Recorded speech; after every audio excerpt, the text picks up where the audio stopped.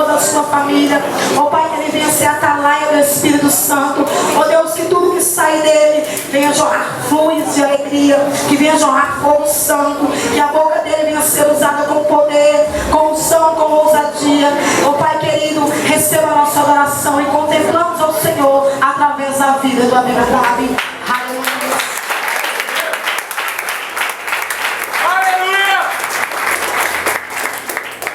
Aleluia. Glória a Deus. Cumprimento os irmãos com a paz do Senhor, amém? Amém. Amém, irmão, pelo amor de Deus. Me disseram que isso aqui, que essa igreja era uma igreja pentecostal e eu conheço esse ministério. Eu sei que a glória do Senhor repousa sobre esse lugar. Quem está vindo, igreja? Eu cumprimento os irmãos com a paz do Senhor, amém? Aleluia, vai aí, aleluia. Glória a Deus. Quem trouxe aqui? Aleluia. Segura ali suas mãos nesse momento. Glória a Deus. Convido você a abri-la comigo no livro do profeta Isaías. Eita glória. Aleluia. Aleluia. Deus.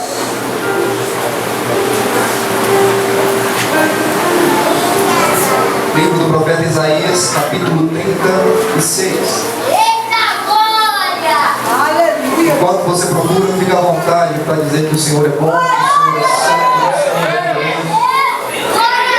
Eu tenho certeza que Deus vai falar com você nessa noite.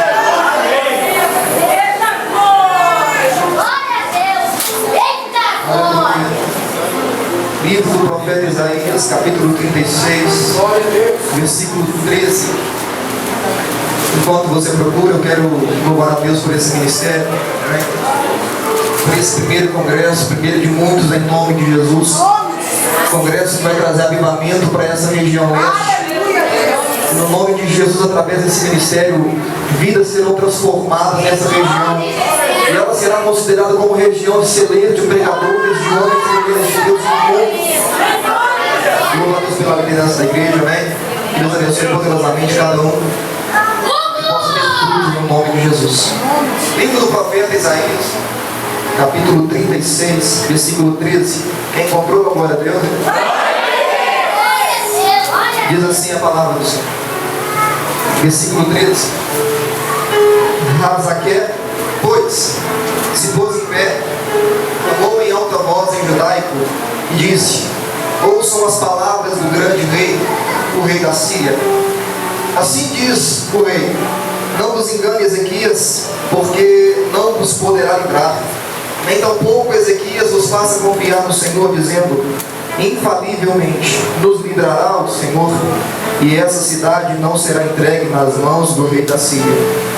Não deis ouvidos a Ezequias, porque assim diz o rei da Síria: aliai-vos comigo e saí a mim, e coma cada um da sua vide e da sua figueira, e beba cada um da sua água, da própria cisterna, até que eu venha e vos leve para uma terra como a vossa, terra de trigo, terra de mosto, terra de pão e de vinhas. Não vos engane, Ezequias, dizendo: o Senhor vos livrará. Porventura, os deuses das nações livraram cada um a sua terra das mãos do rei da Síria? Onde estão os deuses de Ramate, de Arpade? Onde estão os deuses de Sepharvaim? Porventura livraram eles a Samaria das minhas mãos? Quais são eles entre todos os deuses desses países, os quais livraram a terra das minhas mãos, para que o Senhor livrasse Jerusalém das minhas mãos? Versículo 21.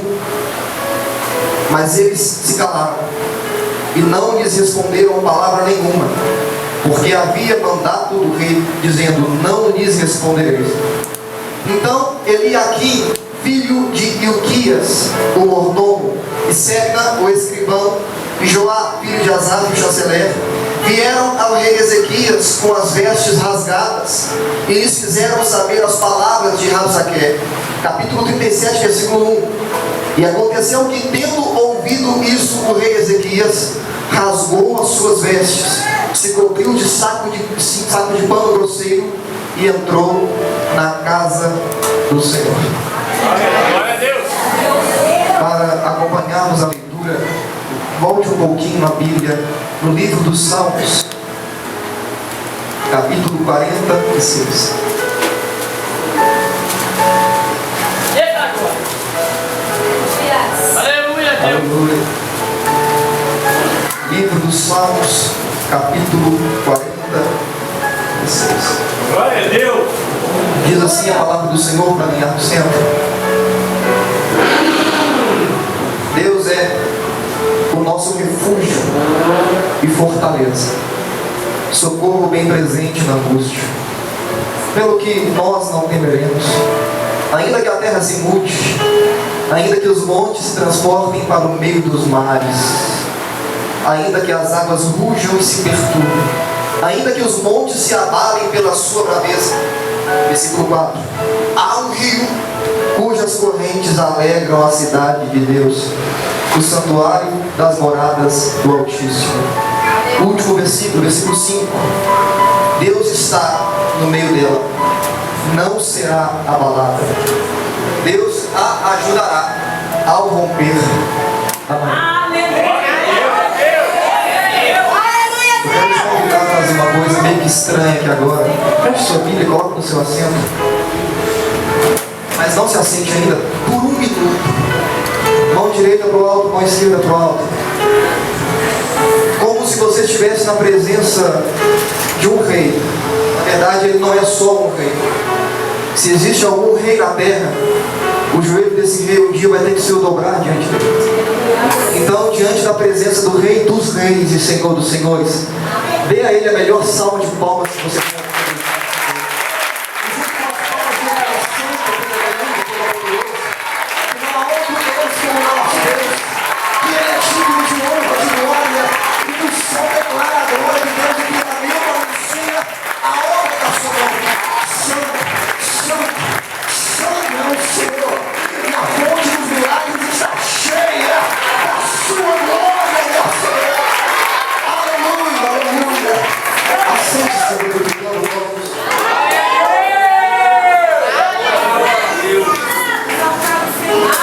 Eu tenho certeza absoluta que Deus vai falar com você nessa noite.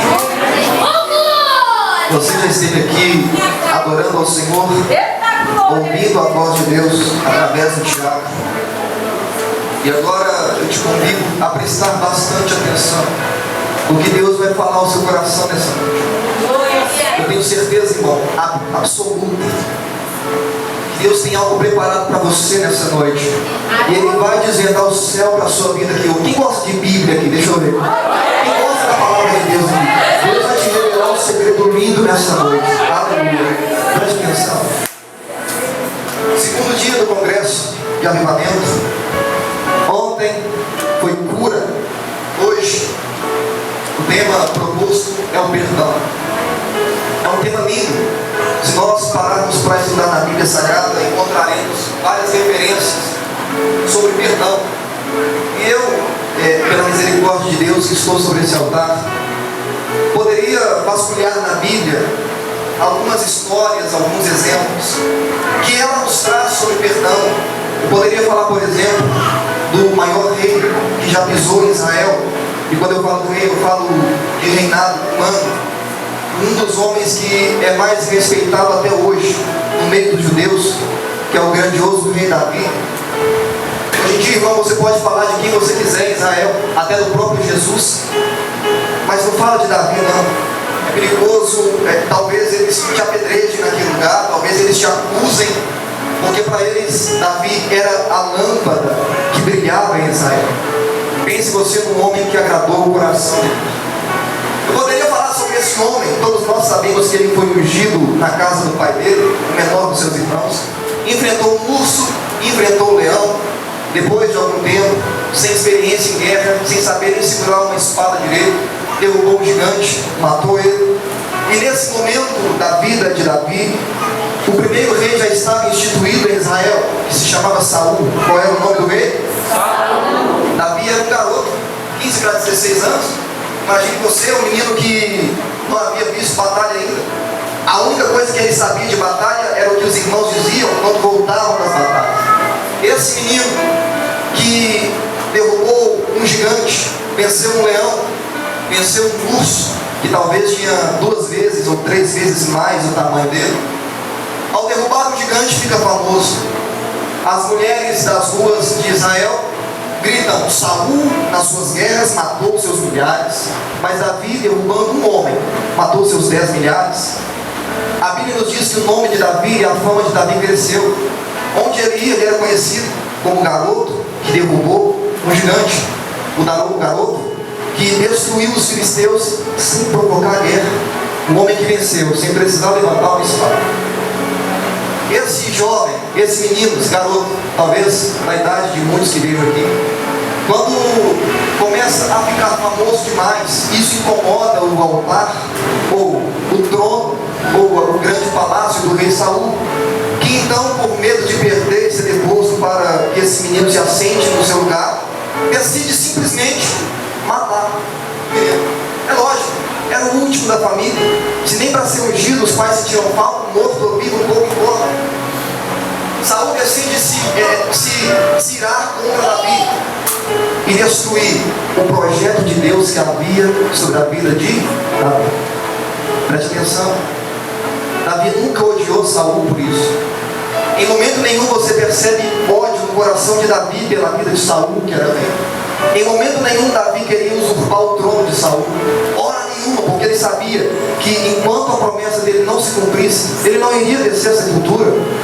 Entenda bem, eu não estou dizendo que quem não tem promessa não morre. Eu estou dizendo que quem tem promessa diante de Deus e caminha uma vida de obediência, fica tranquilo, o céu se move, mas a glória de Deus se manifesta sobre a sua vida. Presta atenção, a Bíblia nos ensina que Davi foi crescendo, ganhando corpo, ganhando idade, ganhando experiência, e Saul queria de todo jeito matar ele, pois assim como ele crescia em conhecimento, crescia em corpo, crescia em tamanho, ele crescia em fama, e onde ele passava as pessoas se espelhavam nele e viam a presença de Deus nele. Um dia, quando Saul estava perturbado, perdeu o sono, não sei, ele estava triste, ele disse: me tragam alguém que saiba tocar algum instrumento. E de repente alguém chega para ele e fala assim: ó, eu conheço um menino, ele não sabe lutar, não sabe guerrear, não sabe segurar uma lança direito, mas o Senhor é com ele. Onde ele toca a sua harpa, a glória de Deus se manifesta. Quando ele ministra as músicas do Senhor, parece que os dedos dele são como a língua de um poeta que escreve uma linda poesia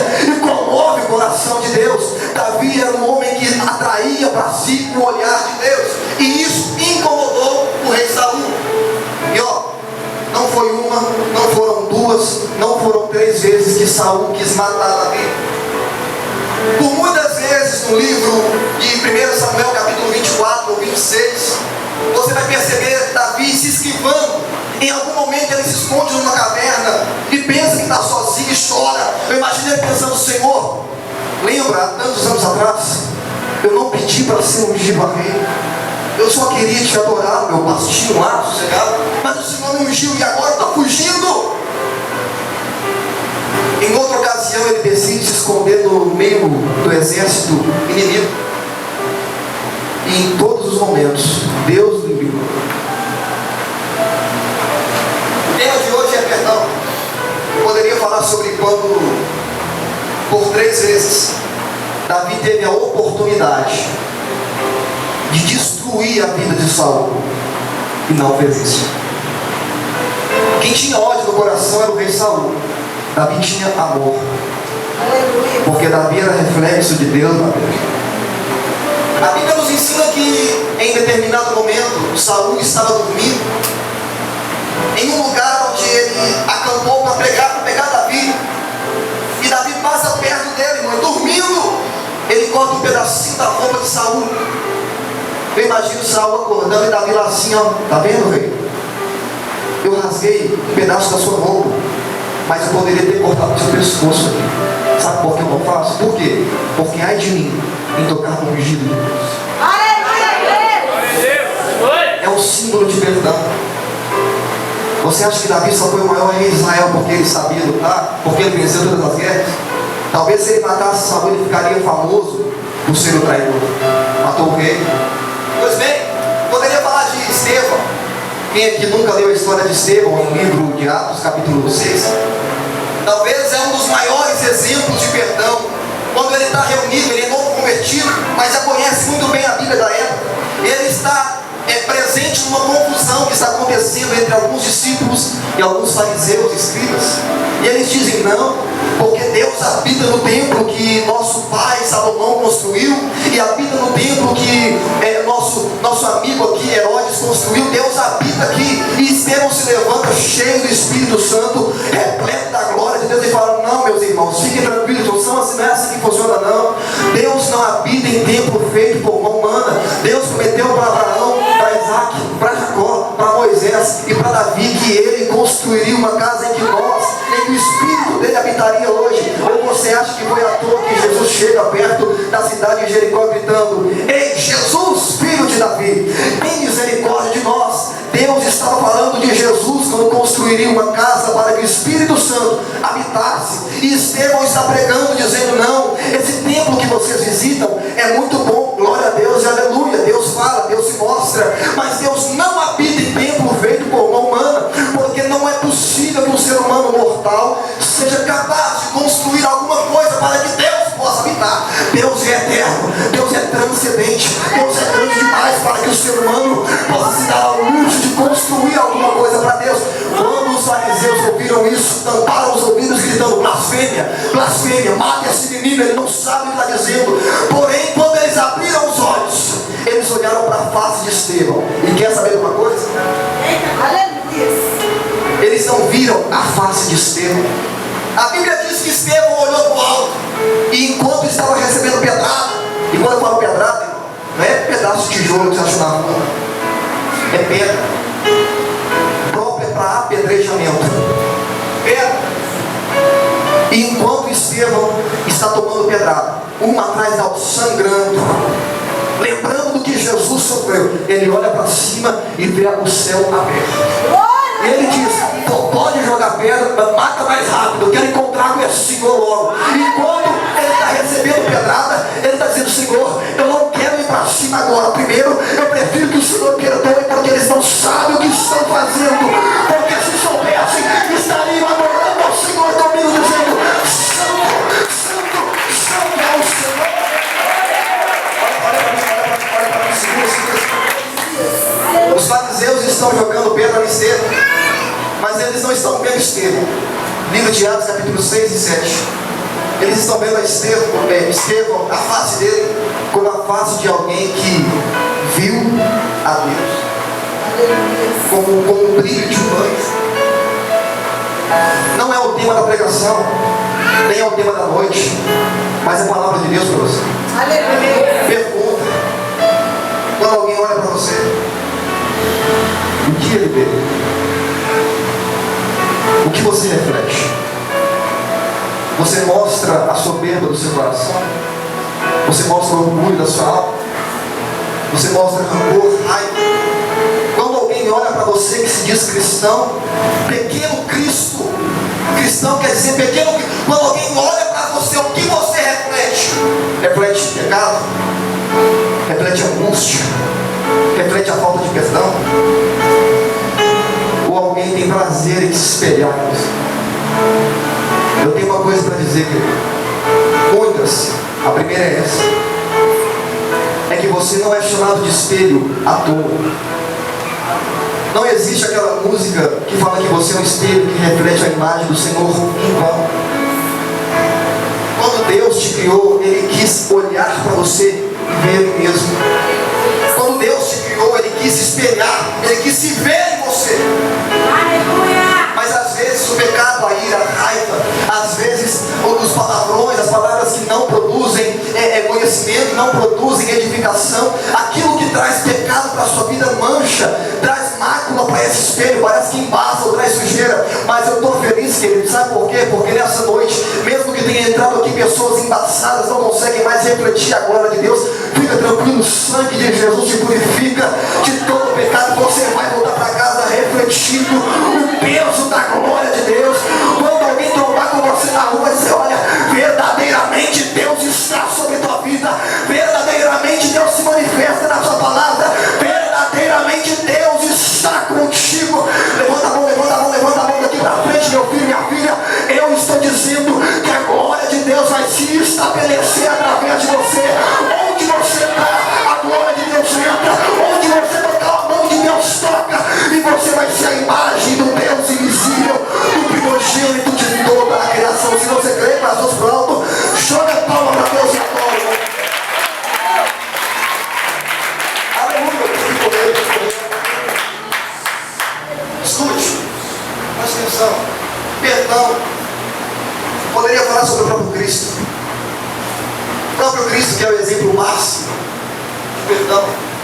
quando faz a oração do Pai Nosso.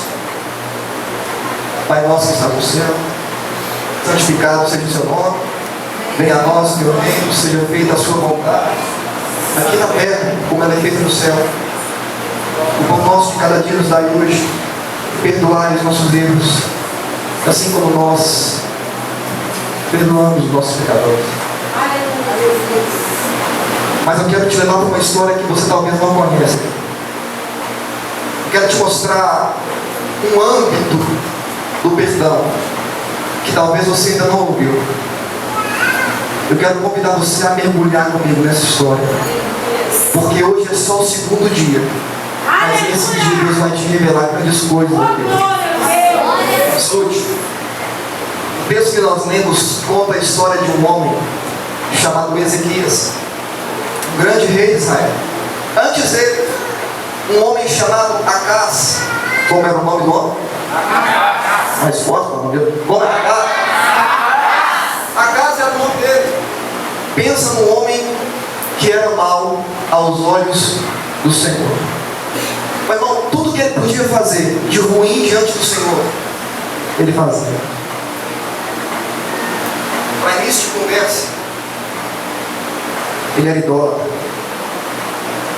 Nós sabemos, pastores, que Deus tolera algumas coisas, assim como tolerou por muito tempo os pecados de Nínive, antes de mandar Jonas ir pregar contra ela. Mas a idolatria, Deus abomina. Acaz era um homem idólatra. Acaz era um homem que não tinha temor do Senhor. Não estava nem aí para a história que Israel tinha. Não estava nem aí para o que Davi disse, para o que Salomão disse, para o que os profetas disseram. A história diz que esse homem era tão idólatra, que ele separou nas florestas de Israel um bosque, ainda em mudas, para que, à medida que as árvores fossem crescendo, ninguém tocasse nelas, para que elas fossem cortadas e construísse nelas ídolos, das terras de Israel, do meio de Israel, da nação israelita que sempre adorou o Senhor. Logicamente, não demorou muito tempo, Deus vem e tira ele do reinado. No lugar dele, Deus coloca um jovem chamado Ezequias. Como era o nome do jovem? Ezequias. Ezequias era jovem, irmão. Mas a Bíblia nos ensina que tudo o que ele fazia de coração alegre para Deus. Deus tirou um idólatra e colocou um jovem que fazia de tudo para agradar ao Senhor. Ezequias, se ele andava para a direita, ele fala, eu vou andar para a direita para ver o sorriso no rosto de Deus. Se ele plantava uma árvore, eu estou plantando para que o nome dele seja glorificado. Onde ele passava, quem falava com ele, com quem ele conversava, tudo que ele fazia para a glória de Deus. Ele fazia com o objetivo de arrancar um sorriso no rosto de Deus. Amém. A Bíblia diz que Deus se alegrava nele. Deus tinha prazer em ver o jovem Ezequias reinando. Quando esse menino assenta no trono, olhe para mim, antes de colocar a coroa na cabeça, antes de colocar as vestes reais, a primeira coisa que ele faz, eu determino que em Israel, em todo o terreno israelita, tudo o que se chama idolatria seja cortado. Está na hora de Israel voltar a adorar só o Senhor, que é digno de honra. A Bíblia nos ensina que assim que ele se assenta no trono, antes de colocar a coroa, ele ordena que a idolatria seja cortada de Israel. Olhe para cá. Ele manda cortar os postes ídolos. Ele manda cancelar a idolatria. Ele manda matar os idólatras. Ele manda destruir, irmão, tudo o que é idolatria em Israel. Olha para mim, preste atenção, mergulhe comigo na história. Ele tinha um coração tão amoroso para Deus, ele tinha um coração tão dependente da glória de Deus, que ele não queria que nenhum outro nome fosse adorado em Israel, senão o nome do Senhor que fez o céu e a terra. Glória a Deus. Segunda coisa, ô soldado, o que foi? Mande acabar com a idolatria em Israel. O rei, o que foi? É o seguinte, o rei Acaz, antes do Senhor reinar, separou um bosque. Esse bosque é lindo. cresceu, floriu. Quer que corte ele também? É claro, está consagrado a outros ídolos. Não, rei, mas espera aí. Está bonito. As madeiras são fortes. É madeira boa. Dá para aproveitar para o templo. Dá para aproveitar para o sacrifício do Senhor. Sabe o que o rei fala? Deus não precisa de resto. Aleluia! Se Ele quiser, com uma chuva, Ele vai chover no deserto, nascer a maior floresta da terra. Deus não precisa de resto. Ele mandou destruir, irmão, tudo que era idolatria. E aqui, vem comigo, vem. Fala igual ratinho, vem. Aleluia! Sabe o que às vezes impede o poder do rei de vir sobre sua vida? Às vezes você idolatra alguma coisa e nem sabe como, nem percebe, porque a idolatria já cegou sua visão. Que é isso, pregador? Mas para crente, eu sei, irmão. Ou você acha que não tem gente dentro da própria igreja, dentro da igreja de Cristo na terra, que idolatra o próprio ministério? Não, eu vou no culto hoje porque eu vou ministrar. Porque se eu não posso ministrar, eu vou ir. Eu vou lá porque eu vou pregar, tem que ir, né? Eu vou lá porque eu vou ensinar hoje. Se eu não vou, está idolatrando o ministério. Deus deu um presente, falou, cuida, usa, mas não tenha ele como foco na sua vida. Prefira o abençoador do que a bênção. Deus está dizendo para a pessoa daqui hoje, meu filho, cresça a sua visão. Para de pensar apenas no seu ministério. Pensa naquele que te deu o ministério. Porque aquele mesmo que te deu o ministério é poderoso para tomar de volta. E se ele tomar seu ministério, você continua caminhando com Cristo ou vai abandonar a fé, voltar para o mundo e falar o que nunca disse antes para aqueles outros? Deus está dizendo para você, prefira o dono da sua vida do que aquilo que te faz adorar Ele. Prefira adorar ao Senhor. Ele é maior do que seu ministério. Ele é maior do que sua vida. É maior do que sua casa. É maior do que sua vontade. É maior que sua profissão. Ele é maior do que o céu, do que a terra. Ele é Deus.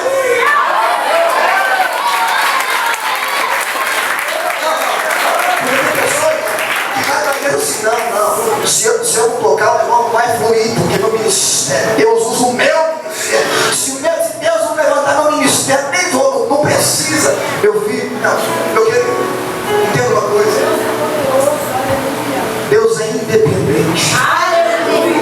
Nós, pregadores, pastores, ministros, músicos, dançarinos, obreiros, somos co-operadores da obra de Deus.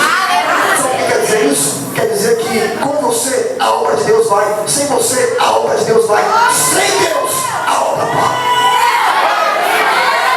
Ou você se enquadra nos parâmetros de Deus e faz a vontade de Deus com todo o seu coração, reconhecendo que Ele não precisa de você, ou é melhor sentar, ficar quietinho e ver alguém se levantando no seu lugar, mas a obra de Deus não vai.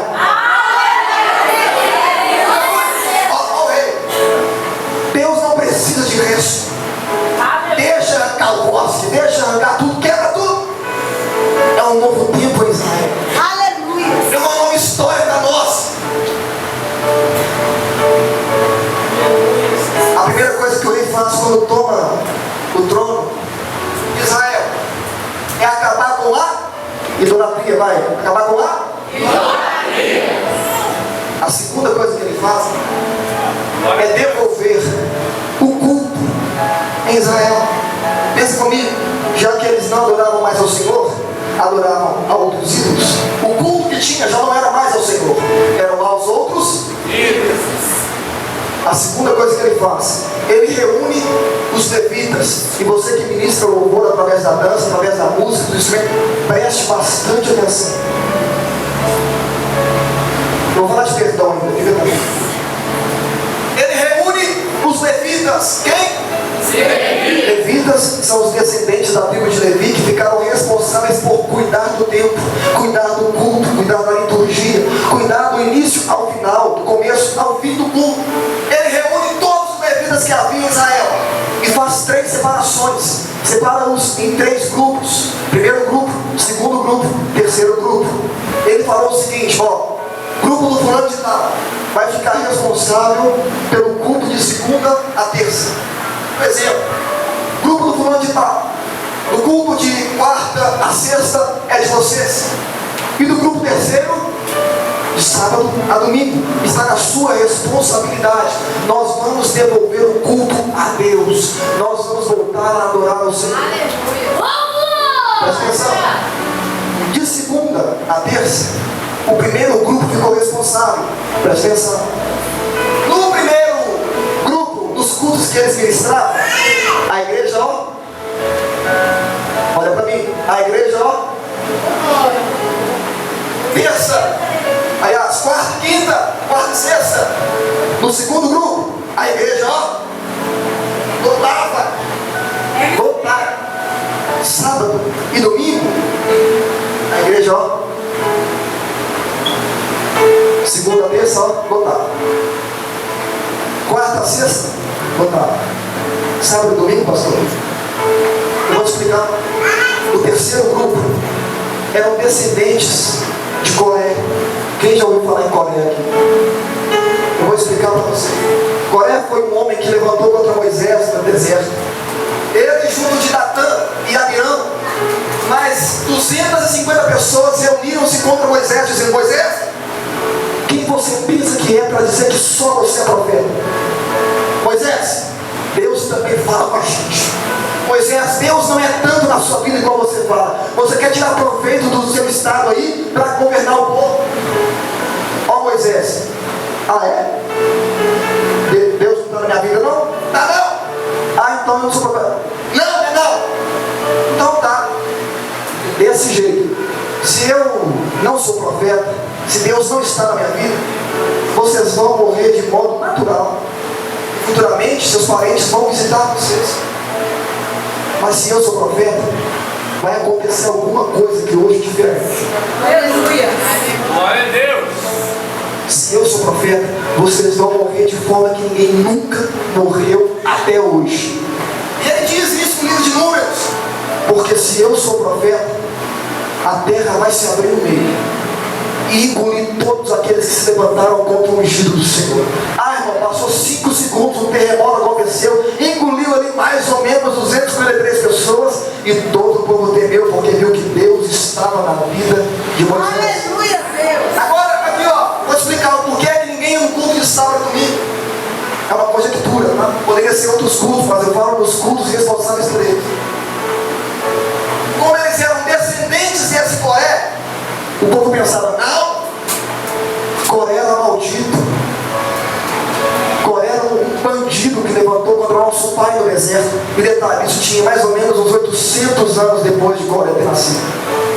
E pensa que os filhos de Coré eram homens de Deus, adoravam ao Senhor com sinceridade. A única coisa que sabiam fazer era dobrar os joelhos e dizer: Senhor, eu não sou nada, mas o Senhor é tudo na minha vida. Pensa em homens e mulheres que cantavam e salmodiavam diante do Senhor. Eram os filhos de Coré sinceros, adoradores. Aí no culto de segunda a terça lotava, quarta a sexta lotava, sábado e domingo ninguém ia no culto. Por quê? Ah não, são malditos, eles não sabem ministrar, como foi dito no teatro aqui. Não, Deus não está na sua vida, rapaz, você é maldito. Para de ministrar, Deus não ouve a sua adoração. Por quê? Por causa do seu pai no deserto. A sua geração, a sua descendência é maldita. O sumo sacerdote da época, olha só, o pastor da época chega perto do rei Ezequias e fala com o rei: o rei, que foi? Nós temos um problema. Qual? No culto de fulano de tal, a igreja, o culto é uma maravilha. Todo mundo vai. Do culto do outro fulano de tal, onde eles ministram, fica lotado, é uma maravilha, todo mundo vai. Mas no culto dos filhos de Coré, o povo não gosta deles. Por quê? Eles são malditos. O céu é fechado na vida deles. Eles não sabem ministrar no mundo. Mas eles são levitas. Mas eles não têm a atenção que os levitas têm. O que você me sugere? Eu te sugiro, rei, tira eles. Olha isso.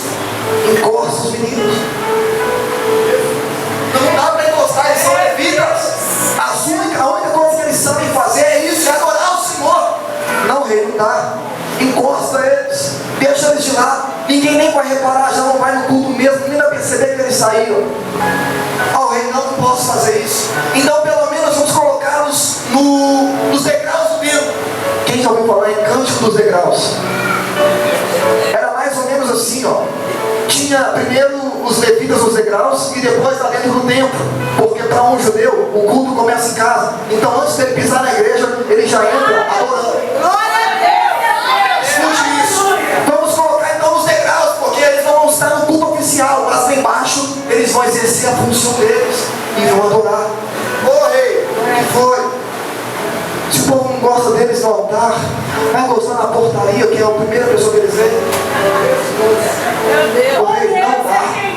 Ô rei, é loucura, Jesus. olha pra cá. Ô rei, corta eles. Mas se eles não fizeram nada, ô rei, corta eles. Mas eles não, eles são justos, sinceros. Ô rei, tem que tirar eles. Eles são malditos. Deus não escuta a oração.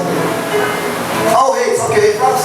Bom, então eu quero uma reunião. Olha pra cá. Eu quero uma reunião com os filhos de Coré. Senta ali, tranquilo, conversa. Ó, o culto de vocês não é tão assim. O povo acha que vocês são malditos. Imagina o coração de alguém que só sabe adorar ouvir um negócio desse. Mas o povo diz que vocês não sabem adorar. Só Deus sabe. Aleluia. O povo diz que o louvor que vocês fazem não flui. O povo diz que a voz de vocês não é ouvida no céu.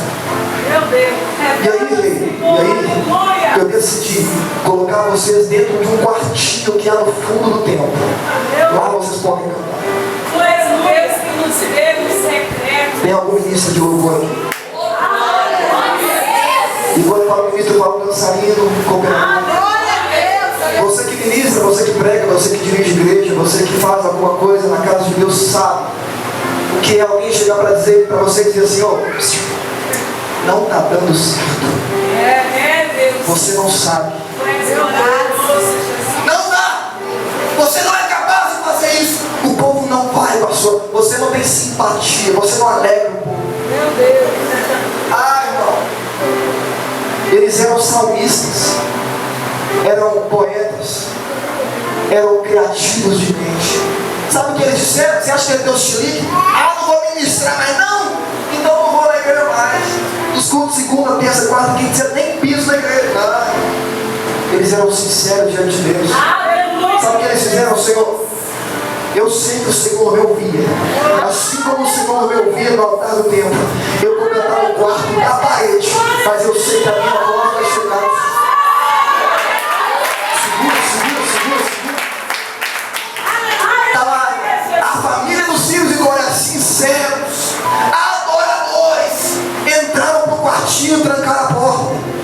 Todo dia eles chegavam lá: Senhor, nós fomos injustos. Aleluia. Eu te provo isso, irmão. Eles ficaram escondidos ali por 3 anos, pastor. Por 3 anos. O Salmo 42 ao 49 foi criado por eles. Do 42 ao 45, olha o que eles dizem: por que te abates, minha alma? Aleluia. Mas, irmão, eles só sabiam fazer isso. E era de coração, e era para Deus. Olha o que eles dizem: e por que te perturbas dentro de mim? Confie em Deus. Mesmo aqui, eu ainda louvarei. Se você pegar o Salmo 42 e 43, verá que é um salmo só. E eles dizem no salmo: eu me lembro muito bem de como eu ia com a multidão e juntos nós entrávamos na casa do Senhor. E nós conduzíamos a adoração a Deus. E a glória de Deus se manifestava. Mas olha como nós estamos agora. E aí repete: oh minha alma, por que te abate? Confie em Deus. Nós ainda louvaremos. Nós ainda louvaremos. Eles acreditavam até então que Deus só habitava no templo, que Deus só visitava os cultos do templo. Então eles pensavam assim: não, um dia Deus vai fazer a gente voltar lá para o templo para adorar lá dentro com a multidão, como fazia no passado. Enquanto isso, o culto de sábado e de domingo ia enchendo, porque os outros levitas não eram amaldiçoados como pensavam ser. E a igreja, ó, botava. Quem vai entendendo aqui? Enquanto o culto corria na igreja, presença de Deus todo dia. Sabe por quê? Porque Deus sabe muito bem quem entre nós tem levado Deus para os bastidores. Tem gente que quer levar Deus para o palco, mas esquece que Deus tem que estar nos bastidores. Quando você leva Deus para a sua intimidade, Deus te mostra a intimidade dele. Escute, preste atenção. Um ano, ninguém se lembra dos filhos de Coré. Não, era maldito esse monte que tirou tudo logo mesmo. Agora os cultos fluem. Agora a igreja enche. Agora a glória de Deus visita o povo. E os filhos de Coré não, Senhor, nós fomos injustiçados. Senhor, mesmo injustiçados, a nossa boca vai render ao Senhor louvor. Nós vamos te adorar, não pelo que nós somos levidos no templo ou fora do templo, mas porque dentro do templo ou fora do templo, o Senhor é Deus, o Senhor é Deus, o Senhor é Deus.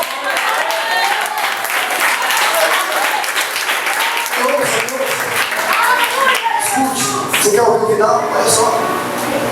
Um ano, ninguém nem lembra dos filhos de Coré, mano. Ninguém. 2 anos, ninguém se lembra dos filhos de Coré. E nesse momento, no quartinho de oração deles, de ministração, eles compõem o Salmo 42, 43, 44 e 45. 3 anos depois que eles foram expulsos do templo, pelo próprio rei, por ordem do pastor da igreja da época. Escute-me bem e preste atenção para não perder o fio do meado. O rei Ezequias recebe uma carta. Lá no seu palácio, detalhe, tem apenas 3 anos que o reino está se estabelecendo. O exército ainda está fraco, a economia ainda está fraca, o povo está desencorajado ainda, está começando agora a se restabelecer, porque o reino anterior era de idolatria e Deus pesou a mão.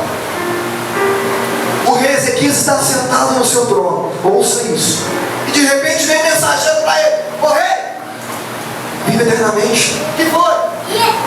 Mandaram te entregar, ó. Entregaram para ele. Quando o rei se assenta para ler a carta, era uma carta de um rei chamado Senaqueribe, que era o rei da maior potência de Israel da época, da Síria. E na carta estava mais ou menos assim, ó, olha só. Assim diz Senaqueribe ao rei de Israel: é o seguinte, rei, eu vou destruir Israel. Eu vou invadir Israel e quebrar tudo. E na carta ele dizia: você sabe muito bem que Israel não é capaz de segurar o braço da minha mão. Você sabe muito bem que vocês são indefesos. Olha a carta que o rei recebeu. E o rei: eu te faço uma proposta. Ou você se une a nós, ou nós atropelaremos Israel e destruiremos tudo que há em Israel. Destruiremos o exército de Israel, mataremos o rei de Israel, destruiremos o templo e apagaremos da história o nome do Deus de Israel. O rei pegou aquela carta, irmão, e na carta estava mais ou menos assim ainda, ó. O rei: caso você queira a guerra, eu te empresto alguns cavalos para você lutar contra mim, se é que vai ter alguém para colocar em cima. Ou seja, se renda, se entregue. Quando o rei recebe aquela carta, irmão, ele fica em silêncio. Um nó se faz na garganta, o coração pesa, o frio na barriga, o olho dele fica mais vermelho que a roupa de quase todo mundo, inclusive a minha. Olha só, o rei está nervoso, está ansioso, está com medo. E o rei Senaqueribe deu para ele um prazo. E ele não respondeu.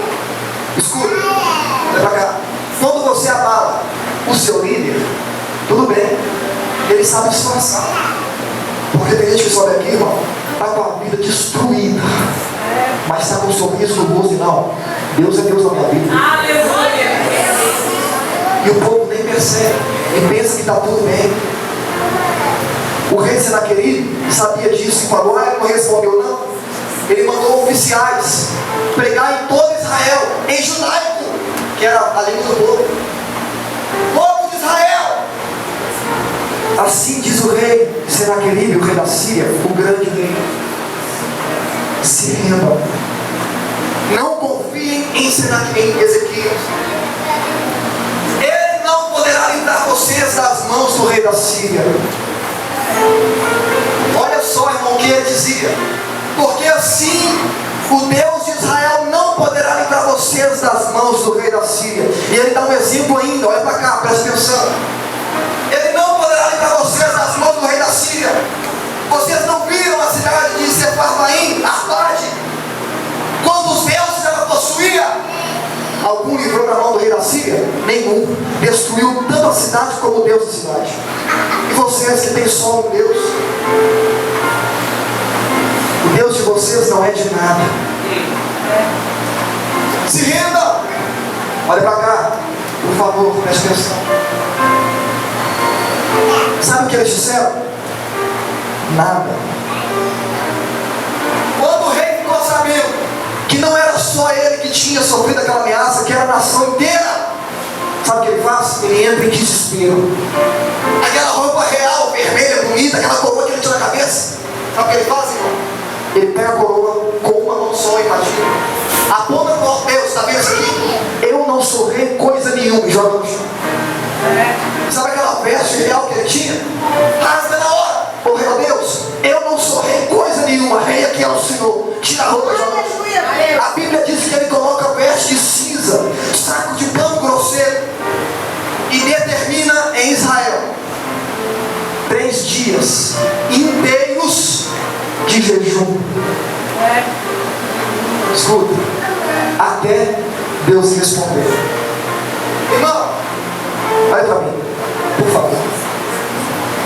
A nação estava perdida, não tinha o que fazer.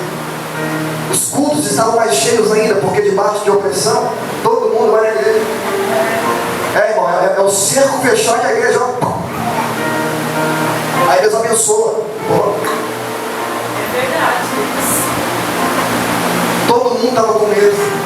Todo mundo pensando nos familiares. Imagine você, os pais, com um filho pequeno.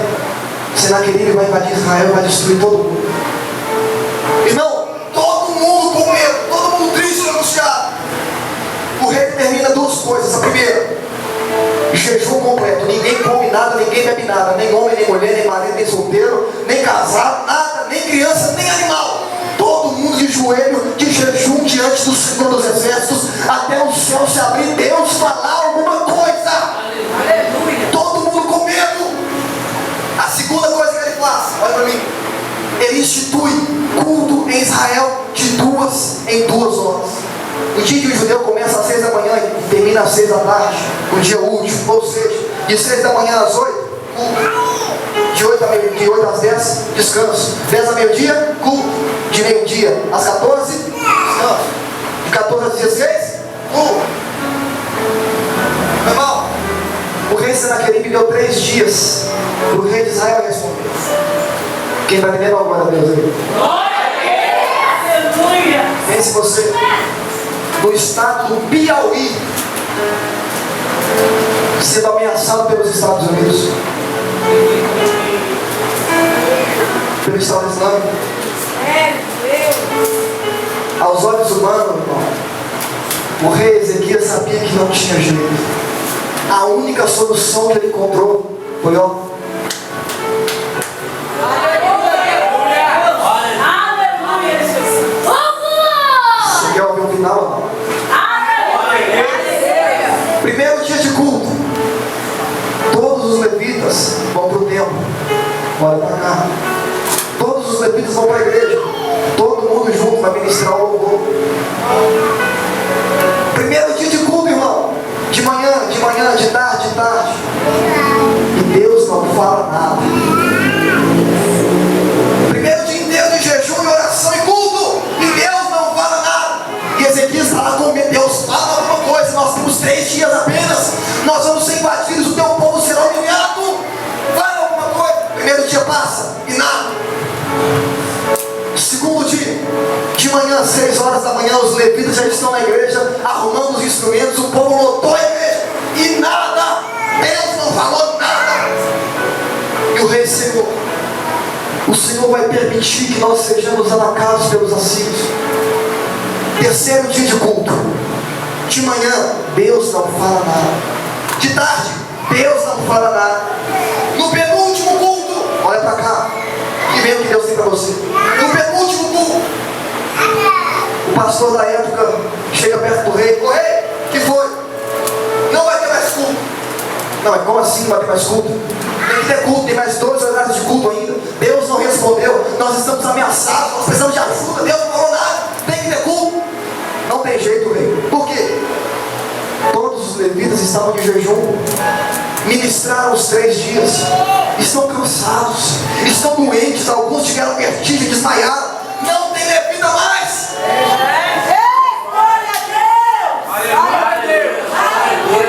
Olha o rei.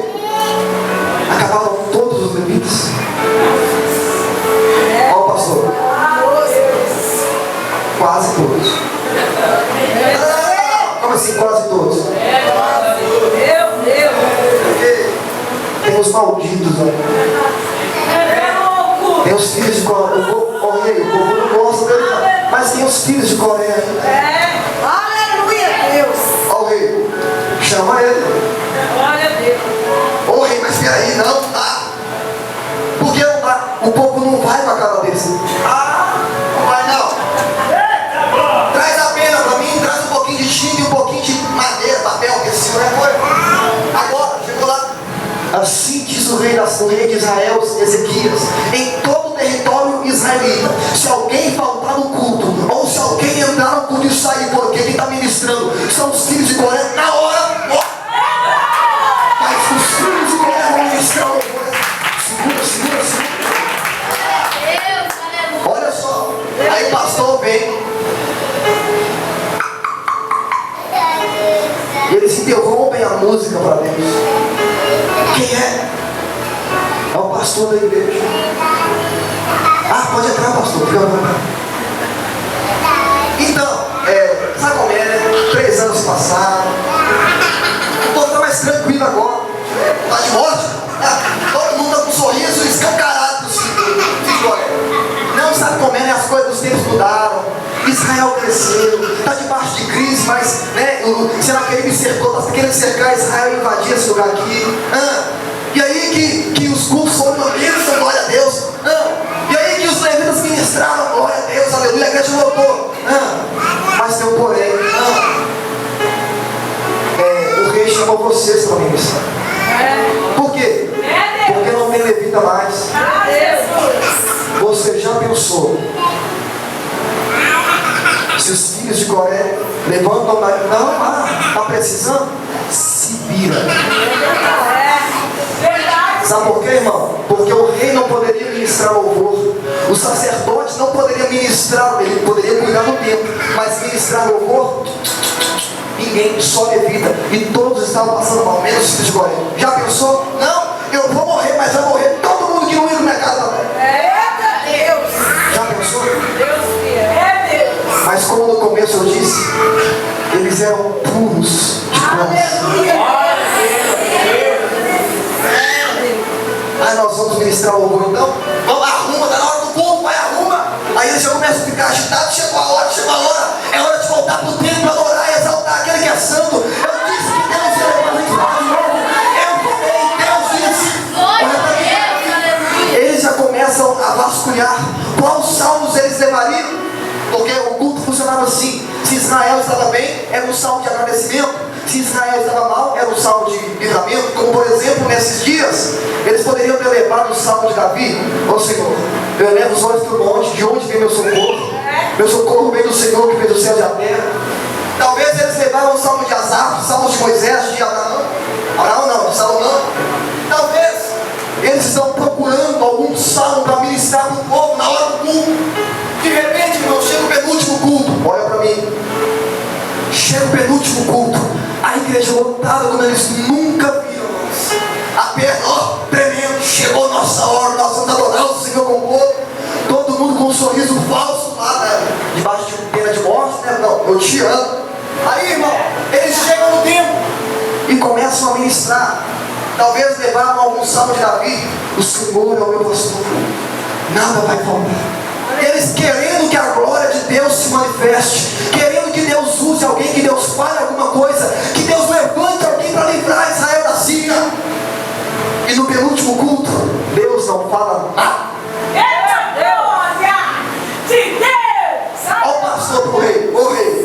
Eu te falei que eles eram malditos. Deus não escuta a oração desses meninos. Eles não sabem ministrar. Eles não têm o dom da ministração, não sabem ministrar. Meu Deus. Eles são malditos, ó rei. Olha o rei, não te perguntei. Tem mais um culto ainda. Eu acredito que Deus, mesmo que seja no último culto, na última hora, o céu vai se abrir. Glória a Deus! Glória a Deus! Ai, Jesus, é Deus fluir nesse lugar hoje. Intervalo. Do penúltimo culto para o último. Os filhos de Coré estão assim, não? Olha os filhos de Coré. Não, é o último culto. Qual salmo levar? Qual salmo levar? Qual de Moisés? Aí um fala, não, já levamos um assim. De Salomão? Não, já cantaram lá atrás no segundo dia. De repente, irmão, isso no intervalo dos cultos. Faltando um culto para ser o último. No último culto, um deles se levanta. Quer saber uma coisa? O quê? Não vamos levar nenhum. Não, como assim, rapaz? Tem que levar. É salmo. Tem que ter uma direção para ministrar. Você não pode chegar com a cara do... Não, você não entendeu. Nós não vamos levar salmo nenhum. Por quê? Nós vamos ser espontâneos na presença de Deus.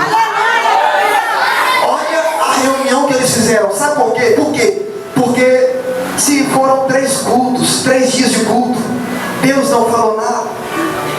É porque Ele não quer livrar. E se Ele não quer livrar, Ele é Deus. Esse é o nosso último culto. É o último culto. Se Ele quiser livrar, Ele vai livrar. Mas se Ele não quiser livrar, pelo menos no último culto, nós não pedimos livramento, nós adoramos. Então nós vamos chegar no último culto e simplesmente adorar. Se nós morrermos amanhã, vamos morrer sabendo que ontem o nome do Senhor foi exaltado.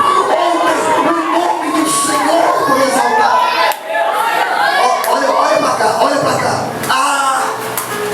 Dá um sorriso.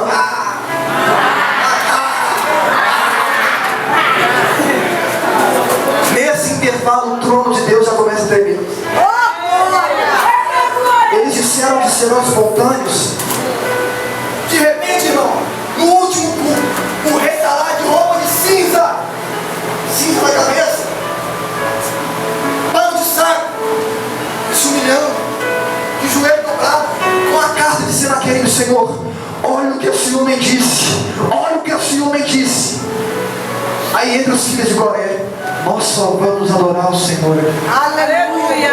Porque em todos os cultos o povo pediu livramento, só pediu, mas não soube o que é adorar. Nós vamos fazer de novo, vamos adorar o Senhor. Aleluia. Quando eles entram no culto, irmão, no templo, está lotado. Um deles entra na bateria, imagina lá no banco. Outro pega o violão com o coração puro e diz, Senhor, é meu último dia. Eu vou te adorar como se fosse realmente meu último dia. O outro pega lá a gaita de fones, o outro pega os tambores. E quando eles começam a segurar os instrumentos, eles nem tocaram ainda não, eles estão segurando o instrumento do último culto, na última hora. A glória de Deus começa a descer. Ninguém está entendendo nada. O culto está lotado, ninguém gostava dele, mas agora teve que aprender a gostar. O rei está se quebrando diante do Senhor. E de repente eles começam a tocar sem ter ritmo, sem ter letra, sem ter música nem nada. De repente, a glória de Deus encheu tanto tempo que um deles põe na frente e começa. Que hoje você conhece como Salmo 46. Aleluia. Deus é nosso refúgio e fortaleza, socorro bem presente na nossa hora de angústia, pelo que nós não vamos temer, mesmo que os montes se joguem no mar, mesmo que a terra trema, há um rio na cidade de Deus, Deus habita nela, ela não será abalada, Deus a ajudará. Segura, olha pra mim, eles estão lá ministrando, o rapaz do lá na frente é um dos filhos de Coré, maldito, né? Deus não vai com a cara deles, né? Olha ele. Fiquem tranquilos, não temam, Veja as obras de Deus na terra. Como Ele é grande, como Ele traz paz. Ele quebra o arco. Ele corta a lança. De repente, a glória de Deus encheu tanto tempo, como aquele rei nunca havia visto. Ele está de joelhos chorando na presença de Deus, adorando, os filhos de Coré cantando, adorando. De repente a glória de Deus encheu tanto que o Espírito de Deus se apoderou do filho de Coré. Ele deu mais um salto para frente e disse o que é o versículo 10, profetizando, dizendo: aquietai-vos e sabei que eu sou Deus. Serei exaltado na terra, serei exaltado na terra, serei exaltado. Levanta a mão, levanta a mão. Ninguém esperava nada, pastor Carvalho. Ninguém esperava nada, pastor. Ninguém esperava nada.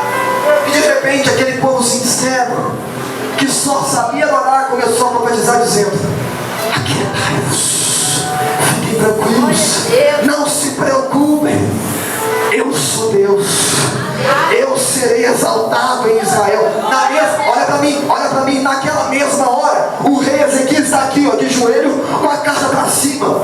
Nessa hora, olha para mim, o Espírito de Deus visita a casa do profeta da época, que era o profeta Isaías, e fala com ele assim: filho, sim, Senhor, fica de pé, eu vou falar com você. Lá na casa dele, que foi: vai para o templo, a minha glória está estabelecida naquele lugar.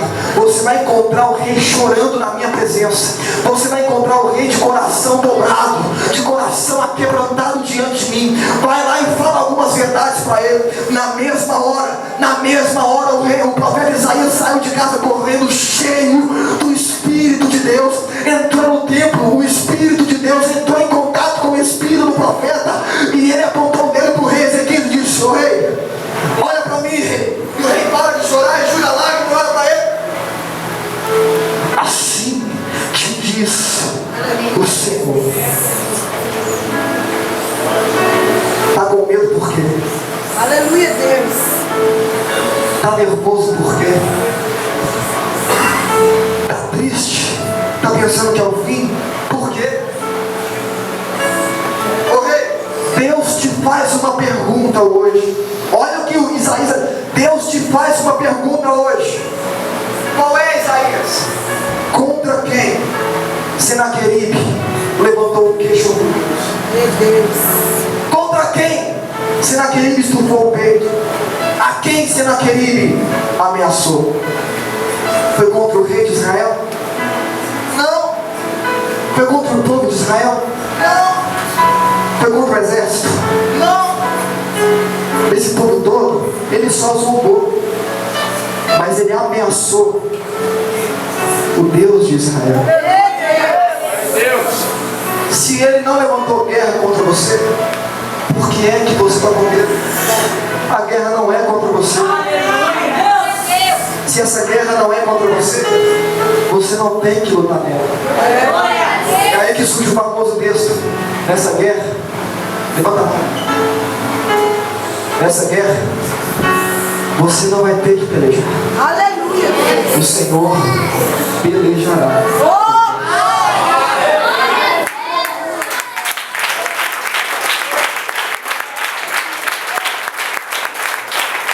Eu profetizo no nome de Jesus que todo gigante que levantou-se contra a sua vida, para tentar vencer a tua vida através do grito, através de carta, Deus vai começar a te surpreender, meu irmão. Fica tranquilo, você não precisa temer o grito do gigante, nem mesmo a carta que ele te envia, porque você tem uma carta que vale por todas as que ele tem, e o grito maior já foi dado na cruz do Calvário, quando de lá se ouvia: Tel Telestai, está consumado. Você é mais que vencedor. Essa guerra você não tem que lutar, Deus lutará por ti. Olha para mim, olha. Você quer ouvir o final ou não? Sim ou não? Sim. Misericórdia. Vamos lá de novo, em nome de Jesus. Quer ouvir ou não? Sim ou não? Sim. O rei Ezequias levantou o rosto. Glória a Deus. Aleluia. Os filhos de Coré estão possuídos pela glória de Deus. O povo está sentindo a presença de Deus no meio deles ainda. E o culto acaba. No término do culto, um deles pega o Salmo 13. Quer saber de uma coisa? Em paz me deito, em paz me levanto, o Senhor me guarda. Ou não pega o Salmo 34. O Deus de Israel não dorme, eis que não cochila e nem dormir dará o guarda de Israel. Vamos dormir, Deus é fiel, Deus é Deus na nossa vida. Se Ele prometeu, Ele vai cumprir. Resultado, olha para mim, vai todo mundo embora dormir sossegado, tranquilo. A glória de Deus acalentou o coração do povo. Todo mundo sossegado, Deus vai livrar Israel. Olha, naquela madrugada, Senaqueribe enviou o exército dele, 185 mil soldados, que cercam Israel de madrugada. Eles esperavam o dia útil começar, para que sonolentos eles morressem. A Bíblia diz que deu 3 horas da manhã, 4 horas, 5, eles estão acampados esperando o sol nascer para invadir Israel e matar todo mundo. Mas quando o sol nasceu, a Bíblia diz que Deus enviou um anjo. Eita Deus! Contra 185 mil. Eita glória! Deus enviou um anjo. E a história dos Hebreus vai dizer que esse anjo tirou um pedacinho da espada. Não tirou ela toda, tirou um pedacinho da espada. E o brilho do sol que nascia bateu na espada. O reflexo do sol matou 185 mil.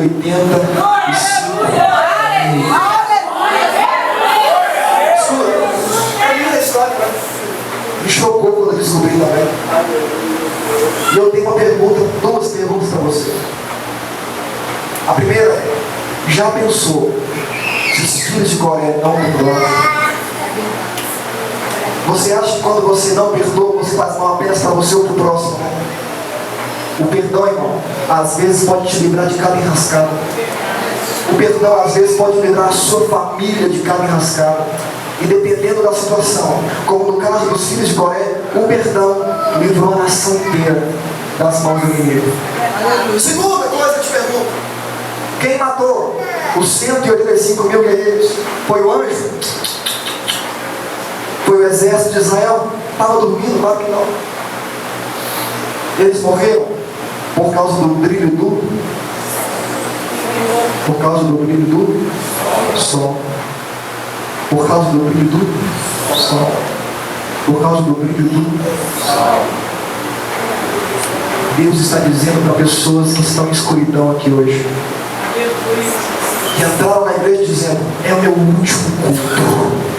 Se Deus não falar comigo, eu me entrego. É com você que Deus está falando. Fica tranquilo. Malaquias um dia disse: vocês estão tristes porque os ímpios prosperam? Fica tranquilo. Uma hora ou outra a punição deles vem. Mas para vocês que temem o nome do Senhor, nascerá o sol da justiça. Quando Jesus nasceu, a estrela de Herodes apagou. E uma estrela só se apaga quando uma estrela maior está brilhando. Sabe o que quero dizer com isso? É que quando a estrela da manhã nasceu, o sol da justiça, ele veio trazendo luz para a sua escuridão. Não é à toa que ele diz: eu sou a luz do mundo. Eu sou a luz. Quem anda em mim não andará em treva, mas terá luz. Deus está dizendo: deixa o brilho de Cristo brilhar na sua vida. Ele resolverá todos os seus problemas e você vai passar a enxergar como nunca você enxergou. Feche seus olhos, eu quero fazer uma oração rápida com você. Senhor Deus, eu te glorifico, porque para muitos talvez esse era o último culto, mas a glória do Senhor já confortou o coração. Ó Deus, e esse coração que entrou aqui hoje necessitado de liberar perdão, ó Deus, que tudo aquilo que impede que esse perdão seja liberado caia por terra agora, em nome de Jesus. Senhor, o perdão não vai impedir, Senhor amado, a falta de perdão não vai impedir a cura dessa pessoa, não vai impedir a libertação dessa pessoa, não vai impedir, ó Pai, a salvação desse homem e dessa mulher. Senhor, assim como os filhos de Coré voltaram tranquilos e sossegados para casa, ó Pai, cada um aqui retornará sabendo que em paz eles se deitam e em paz eles se levantam, porque o Deus que perdoa está na vida deles, o Deus que cura, que restaura e que liberta está na vida de cada um, em nome de Jesus. Se você crê, com as duas mãos para cima, levanta a mão